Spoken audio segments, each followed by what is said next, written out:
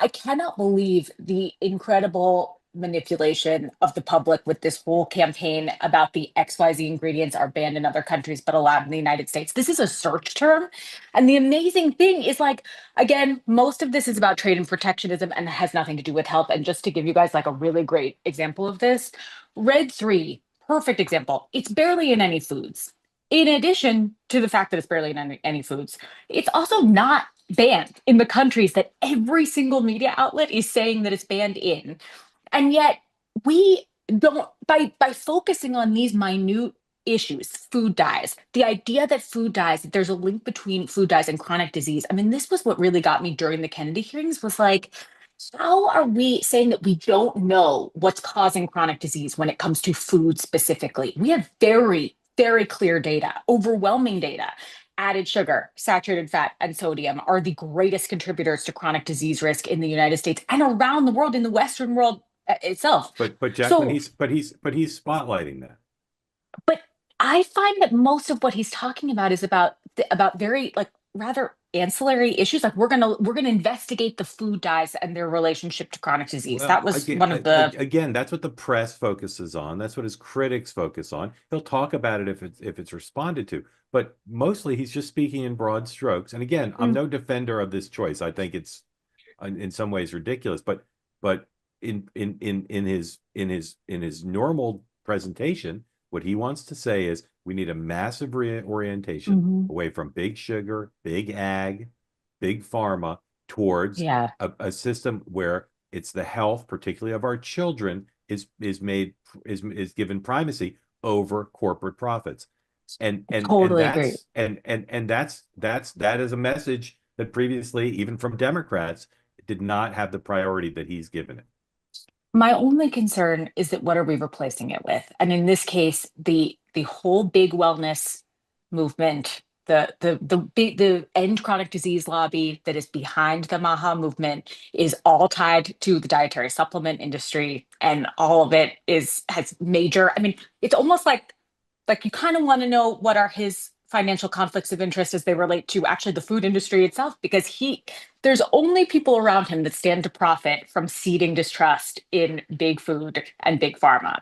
And that concerns me too, because anything we do for the health of our country is only as good as what is replaced with. And if we're gonna, if we're gonna say that we did something amazing by removing red dye from a candy when already this is an ultra processed packaged food that's high in added sugars, Yeah, what have we really you're done? We're not you're actually right. changing the You're food you're system. you're correct about that.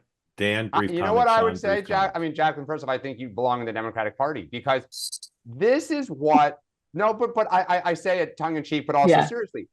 This is what drives so many Democrats nuts about the Trump era. Mm. Because what Mark said is right.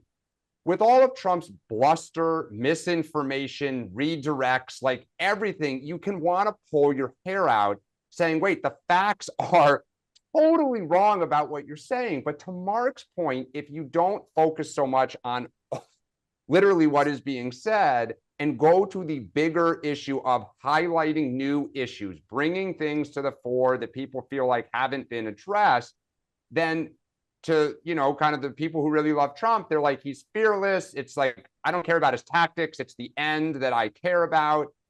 Same with Elon Musk, right? Like just blowing stuff up, totally putting out lies and retweeting like conspiracy theories. But to a lot of people, he's reorganizing the government and shrinking it. And that's kind of like, good. And so they'll look past the craziness. Yeah. So, I mean, it's like you personify what you said, the conflicts of the modern era about how to think about this. And I ping pong between you and Mark, like, am I wrong? Should I, and how do and as Mark said, how do you combat it and how do you report on it is Right. hard. Don, Totally.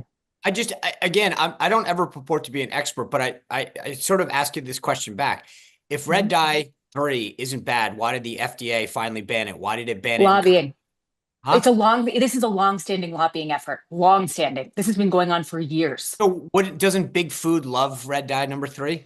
No, it's barely used. Red dye number 3 is only in like one Betty Crocker product, for example, and hot tamales it used to be in, but it was actually eliminated from their supply chain. So it's barely in anything. So this like, oh, we finally got the Biden administration to do something about this. It's actually, and I mean, not to get too in the weeds, but the Delaney clause is what it was. It was as what is how they were able to get this done. Basically, it's this whole law. It's this law that went into effect in 1958 that said that if you show cancer risk in humans or animals, you can ban an ingredient.